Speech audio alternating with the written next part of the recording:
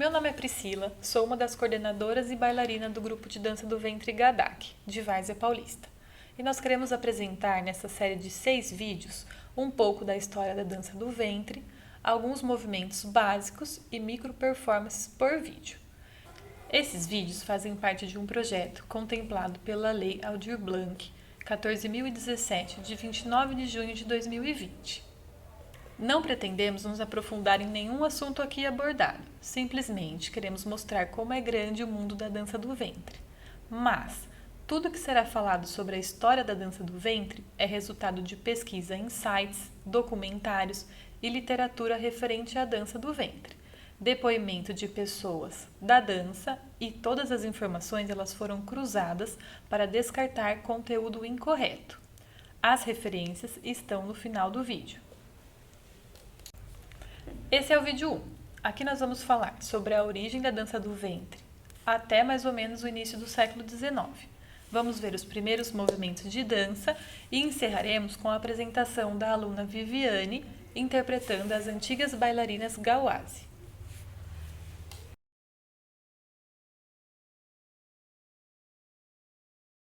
Quando e onde teve início a dança do ventre?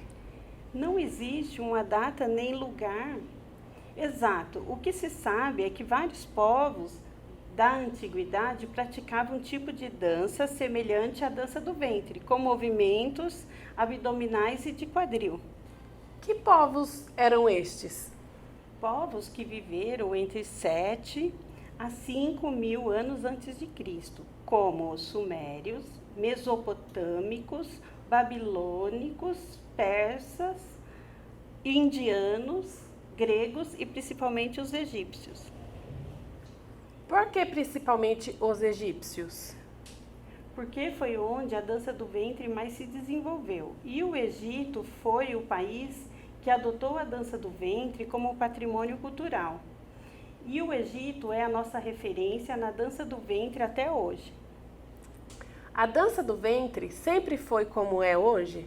Não, a dança do ventre foi se modificando com o tempo e ganhando novos elementos, conforme se espalhava pelo mundo, mas sem perder suas características principais. Senão deixaria de ser dança do ventre. Como era a dança do ventre antigamente? Antigamente, e no Egito, a dança do ventre era religiosa, dançava nos templos pelas sacerdotisas, sem a presença do público, e era feita para as deusas da fertilidade, como a deusa Ísis, para pedir fertilidade para o solo, para os rebanhos e para as mulheres. Se ninguém podia ver a dança, como ela ficou conhecida? Ficou conhecida porque naquela época os faraós, reis do Egito, se consideravam deuses, e se as sacerdotisas dançavam para os deuses, tinham que dançar para eles também. Então, as sacerdotisas passaram a dançar em festas palacianas e foi assim que o povo e os convidados do faraó conheceram a dança do ventre. Existem algumas curiosidades nessa época? Você pode me citar alguma? Posso sim. A deusa Ísis, às vezes, era representada com asas. Por isso, o véu de asas que usamos hoje para dançar se chama asas de Ísis. Segundo, naquela época, as mulheres que sabiam fazer a dança do ventre até conseguiam aumentar o seu dote do casamento. Terceiro, as escravas que sabiam dançar eram mais caras. Quarto, dizem que no ano 30 a.C., Cleópatra usou a dança do ventre para seduzir o general romano Marco Antônio. Então a dança do ventre existe desde antes de Cristo? Sim, a dança do ventre é uma dança milenar e por ela estar sempre se atualizando, sem perder a essência, existe até hoje e é praticada quase que no mundo inteiro.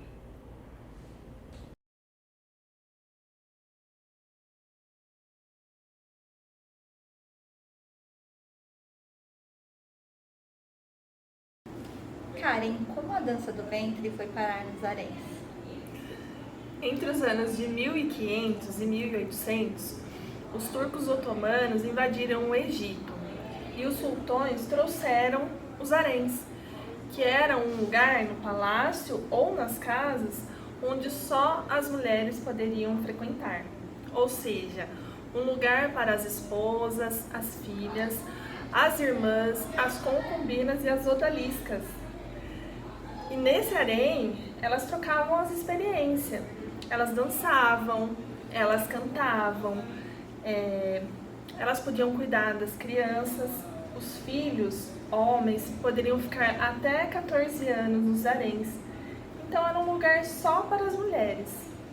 Então, ao contrário do que muita gente pensa, os haréns não eram um lugar onde os homens iam para se divertir com as mulheres. Não, essa ideia ela só estava na cabeça dos estrangeiros. Como os haréns eles eram um lugar só para mulheres, proibido para os homens, os estrangeiros eles imaginavam muitas coisas. Eles imaginavam que era um lugar que tinha um monte de mulher que satisfazia a vontade dos homens da casa, mas não eram, né? O homem da casa poderia frequentar o harém, mas o estrangeiro jamais, ele não poderia. Então ele que disseminou essa ideia de coisa proibida, onde que era só para os homens se divertirem. Você citou várias vezes os homens estrangeiros. E de onde eram esses homens estrangeiros? Eles vinham de vários lugares, da Inglaterra, da Holanda, mas a maior divulgação dos costumes da dança do ventre do Egito foi feita pelos homens que vieram da França com uma expedição de Napoleão Bonaparte. Eles invadiram o Egito em 1798. Então, naquela época, eles conheceram 2 tipos de bailarinas. E quais os tipos de bailarinas que existiam naquela época? Tinham 2. As Gawase, elas eram bailarinas populares. Dançavam nas ruas em troca de dinheiro para o sustento dela e da família, né? Às vezes tinha algum homem tocando, muitas vezes era alguém da família. E para as Gawase, os estrangeiros eram ótimos clientes. E as Awalim, elas eram bailarinas que se apresentavam apenas para as mulheres. Eram cultas demais para a época e, além de dançar, elas também recitavam poemas, tocavam instrumentos musicais, cantavam. Elas eram contratadas pela elite para entreter e ensinar as mulheres nos haréns. Os homens só podiam ver a apresentação de uma almé se ela estivesse atrás de um biombo ou de uma cortina.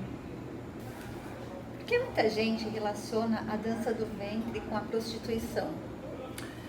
Então, um dos motivos pode ter sido porque no início do século XIX, com a alta circulação dos estrangeiros no Cairo, houve um surto de sífilis. Porque os estrangeiros eles não queriam apenas as Gawase dançando, eles passaram a desejar elas. E muitas daquelas mulheres passaram a se prostituir. Outro motivo também, porque muitas bailarinas de bordel passaram a dançar a dança do ventre em shows eróticos. Isso tudo distorceu a dança do ventre. Então, Karen, ao contrário do que muitas pessoas pensam, a dança do ventre não se trata de uma dança erótica. Com certeza não. Quem realmente conhece a dança do ventre sabe que não é uma dança para satisfazer a fantasia erótica masculina. A dança do ventre desperta a sensualidade, a feminilidade na mulher, mas não é só isso. Também melhora a autoestima, tonifica a musculatura, aumenta a elasticidade, socializa a mulher, ameniza os problemas da região pélvica, abdominal, combate o estresse e a depressão, além de deixar a mulher muito feliz. A dança do ventre é uma arte oriental. Ela é simples, mas ela é complexa ao mesmo tempo, com várias vertentes, com séculos de história que merece ser tratada e dançada com muito respeito. Antes de começarmos a fazer os movimentos, uma coisa muito importante, o alongamento. Precisamos fazê-lo para acordar o nosso corpo. Um exemplo de alongamento simples para aquecermos o corpo. Começamos pela cabeça, podemos ficar 10 segundos em cada posição. Os braços,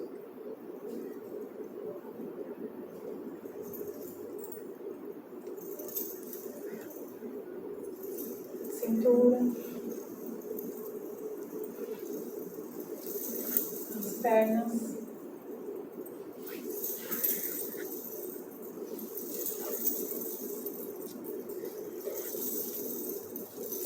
solta o corpo.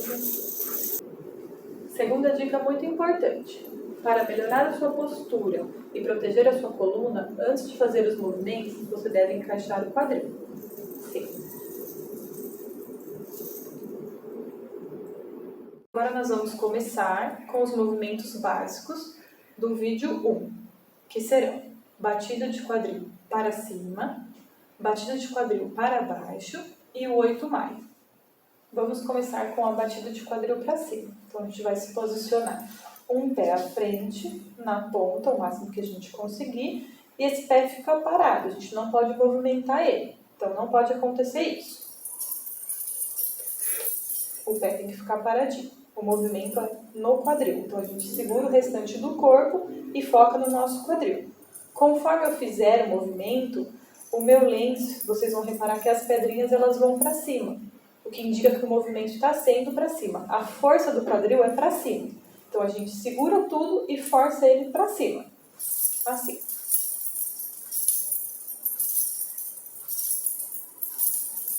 A gente pode também aumentar a velocidade.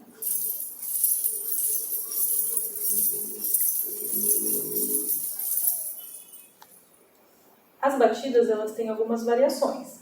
Então, ela pode ser feita andando para frente, assim.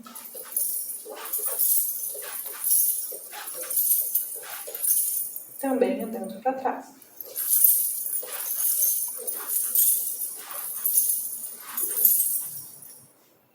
A batida de quadril para cima, ela também pode ser feita para trás. Então, como a gente faz? Uma das pernas segura todo o nosso peso e a que vai bater fica livre. Então a gente coloca a perna para trás, a perna que está na frente vai segurar o peso, porque essa daqui tem que ficar livre para o movimento sair. Da mesma forma, a gente vai jogar a força do quadril para cima, com o pé atrás, assim.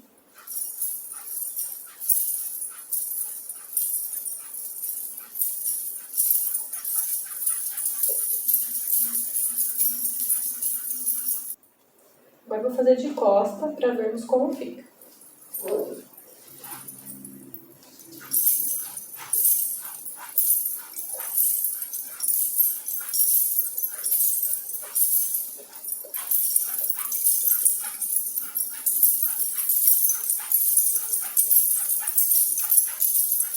Vamos caminhar agora com a batida para cima e para trás, assim.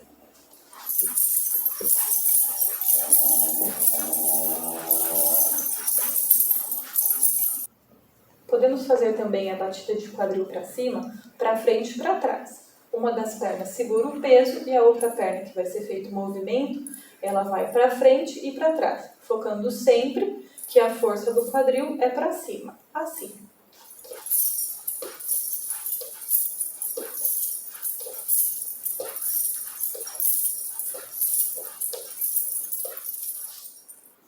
A batida de quadril para cima, a gente pode fazer para frente e para trás e quantas vezes a gente quiser, a nosso gosto. Assim.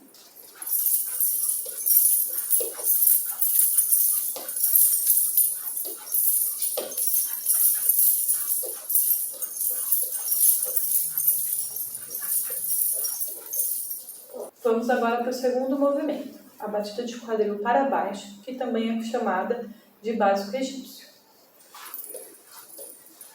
O pé na frente, na ponta, o máximo que a gente conseguir, fixo. Não pode fazer isso aqui. Segura o corpo, o movimento é só no nosso quadril. Vocês vão reparar que as pedrinhas, elas vão para baixo. Então, a força do quadril para baixo, assim.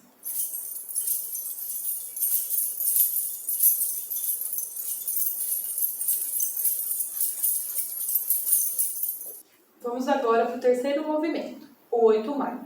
Quando falamos em 8 na dança do ventre, vamos sempre lembrar do símbolo do infinito. E não do 8 como numeral. E vai.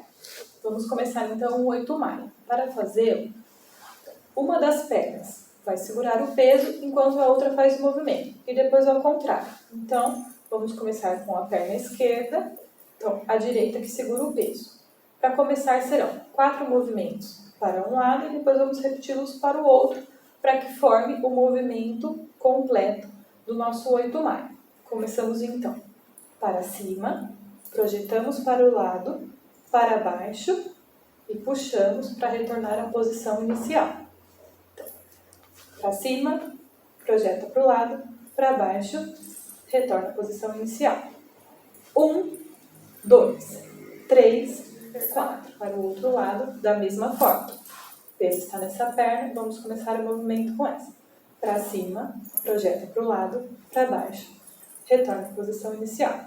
Para cima, projeta para o lado, para baixo, posição inicial. 1, 2, 3, 4. 1, 2, 3, 4. E agora vamos juntar, primeiro um lado, depois o outro. Então, sobe, projeta, desce, puxa. Sobe, projeta, desce, puxa. Sobe, projeta, desce, puxa. Sobe, projeta, desce, puxa. 1, 2, 3, 4. 1, 2, 3, 4. 1, 2, 3, 4. 1, 2, 3, 4. E agora, juntando os dois, de acordo com o tempo, o movimento, ele vai se tornar contínuo para que ele forme o nosso símbolo do infinito. 1, 2, 3, 4. 1, 2, 3, 4.